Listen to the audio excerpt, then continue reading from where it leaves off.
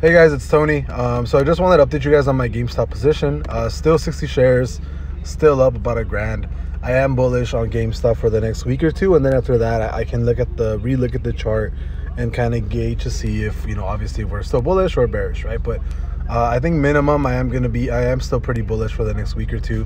I will be going live. I will start going live on my YouTube starting. I usually go live Saturday, Sunday, or either or, but my full live was actually this previous week. So if you guys are interested in getting TA from me, or at least for me doing some sort of TA for you guys, or just talk about crypto or certain companies or options or whatever, right? I will be going live on my YouTube sometime later this week or this weekend, actually on Saturday, Sunday. But yeah, really just an update on my position, and then just letting you guys know that I will try and start going live Saturdays or Sundays at least once. I'll see you guys later.